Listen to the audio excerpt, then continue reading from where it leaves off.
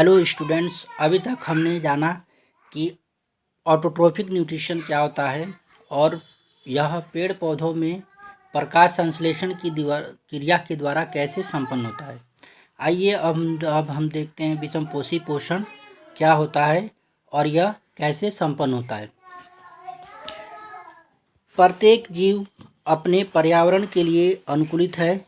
भोजन के स्वरूप एवं उपलब्धता के आधार पर पोषण की विधि विभिन्न प्रकार की हो सकती है। इसके अतिरिक्त यह जीव के भोजन ग्रहण करने के ढंग पर भी निर्भर करता है। उदाहरण के लिए, यदि भोजन स्रोत अचल है यानी कि एक जगह पे स्थिर है जैसे कि घास या गतिशील है जैसे कि हिरण, दोनों प्रकार के भोजन का अभिगम का तरीका भिन्न भिन्न होगा तथा गाय व शेर किस पोषक उपकरण का उपयोग करते हैं। जीवों द्वारा भोजन ग्रहण करने और उसके उपयोग की अनेक युक्तियां हैं। कुछ जीव भोज्य पदार्थों का विघटन शरीर के बाहर ही कर देते हैं और तब उसका अवशोषण करते हैं।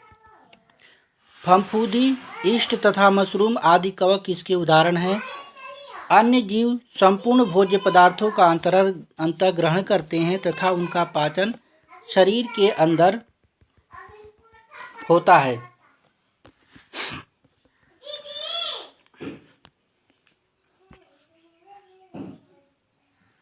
कुछ अन्य जीव पौधों और जंतुओं को बिना मारे उनसे पोषण करते हैं।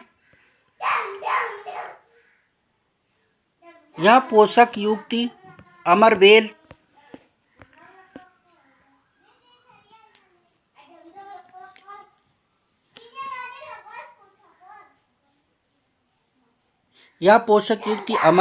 किलनी, जू, लीच और फीताकृमि सरीखे बहुत से जीवों द्वारा प्रयुक्त होती है। तो इस तरह से हम देखते हैं कि जो विषमपोषी पोषण होता है, ये विषमपोषी पोषण में दूसरों जीवों द्वारा तैयार किए गए जटिल पदार्थों का अंतर्ग्रहण होता है। ऐसे जीव जंतु जो पर्णहरित क्लोरोफिल के अभाव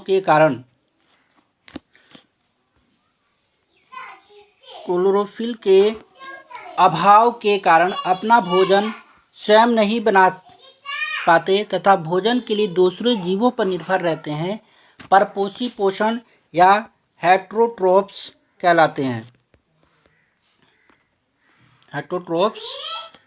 हैं। इस तरह से देखते हैं कि हरे पौधे ही जंतुओं के भोजन के प्रमुख स्रोत होते हैं। परपोषी 3 प्रकार के होते हैं। Number 1, saprophytes, मृतोपजीवी।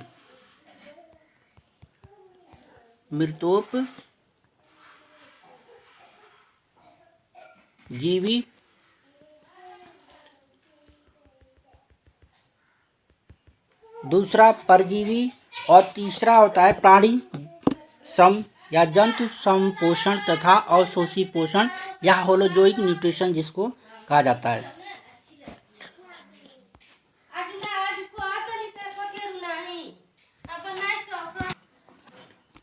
मृतोपजीवी ऐसे जीव जो मृत तथा क्षय शरीर से अपना भोजन प्राप्त करते हैं, जैसे कुकुरमुत्ता, मशरूम, डबल रोटी या आचार प्रवृत्ति फफूंदी, दही में उपस्थित जीवाणु आदि, ये सभी मृतोपजीवी होते हैं। परजीवी ऐसे जीव जो अपना भोजन पोषण दूसरे जीवों से प्राप्त करते हैं, उन्हें परजीवी कहते हैं। जैसे मलेरिया,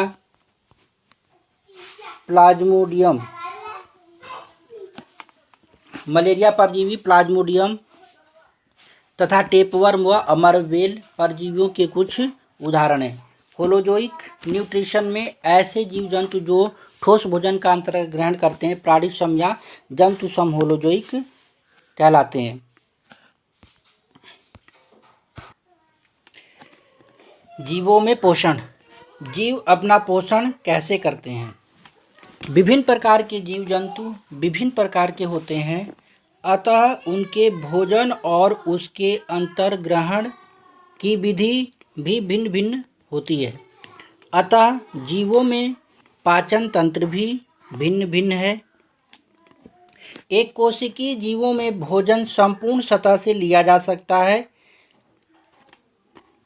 लेकिन जीव की जटिलता बढ़ने के साथ साथ विभिन्न कार्य करने वाले अंग विशिष्ट हो जाते हैं। उदाहरण के लिए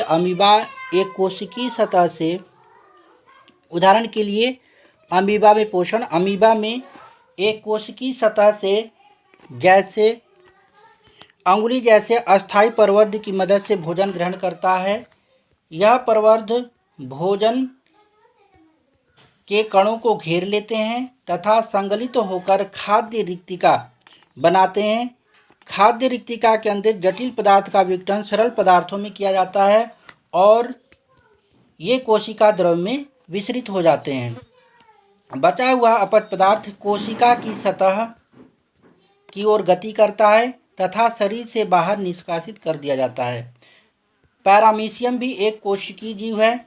इसकी कोशिका का एक निश्चित आकार होता है तथा भोजन एक विशिष्ट स्थान से ग्रहण किया जाता है। भोजन इस स्थान तक पक्षमाभ सीलिया की गति के द्वारा पहुंचता है, जो कोशिका की पूरी सतह को ढके हुए होता है। तो इस तरह से हम देखते हैं कि अमीबा, ये एक अमीबा है जो भोजन को ग्रहण करने के लिए सूडोपोडिया का निर्माण करता है। सूडोपोडिया यानी कि कूटपाद, जिसको हम कूटपाद भी कहते हैं, कूटपाद या पादाब का निर्माण करता है और उस कूटपाद के द्वारा भोजन को एक कप लाइक स्ट्रक्चर यानी कि इस तरह से बना करके फूड को चारों ओर से घेर लेता है और वह और अपने शरीर से चिपका लेता है। इस तरह से जो फूड होता है वो अमीबा की सतह से चिपक जाता है और एक फूड वैक्यूल का निर्माण करता है और उसी फूड वैक्यूल में उस खाद्य कण का पाचन हो जाता है और अमीबा की सतह से ही उसका अपशिष्ट पदार्थों का निष्कासन कर दिया जाता है। इस तरह से अमीबा में पोषण की प्रक्रिया संपन्न होती है।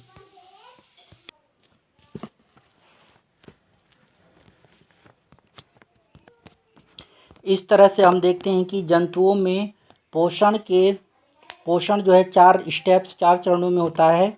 नंबर 1 अंतर्ग्रहण इंगेशन।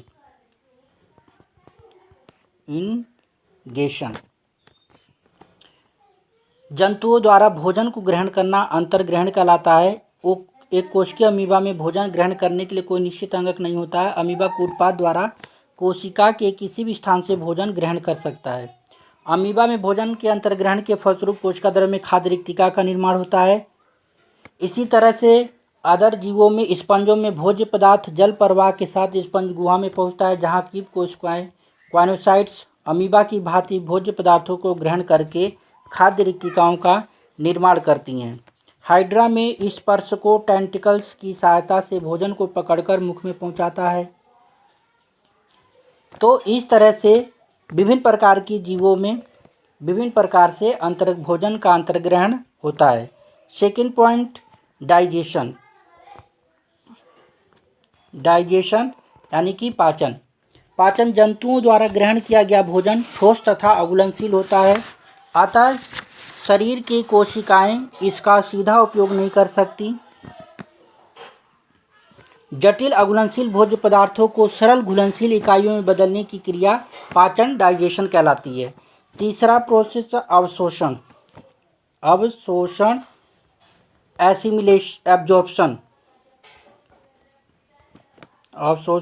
एब्जॉर्प्शन।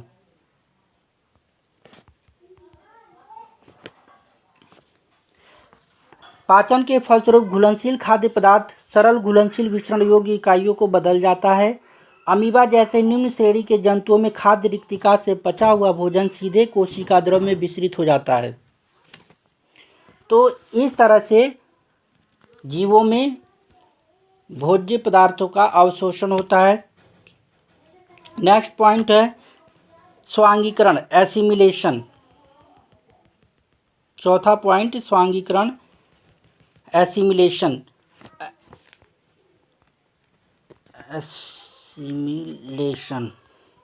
एसिमिलेशन में अवशोषित भोज्य पदार्थ ग्लूकोज, अमीनो अम्ल, वसा, रक्त परिसंचरण तंत्र द्वारा विभिन्न कोशिकाओं में पहुंचा दिए जाते हैं, जहां ये जीवद्रव्य में विलीन हो जाते हैं।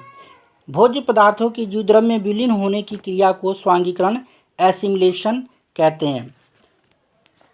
पांचवा पॉइंट है बहिक्षेपण या मलत्याग, ईगेशन।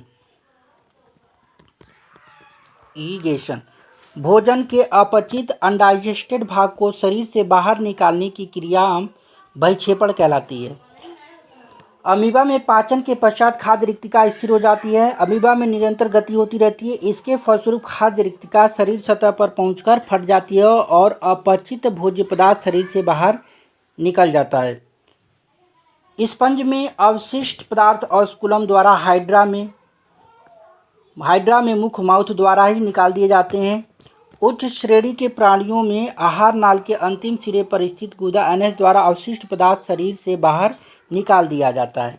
तो इस तरह से हम देखते हैं कि विभिन्न प्रकार के जीवों में पोषण इन 5 चरणों में संपन्न होता है। तो नेक्स्ट पॉइंट में हम चर्चा करेंगे मनुष्यों में पोषण।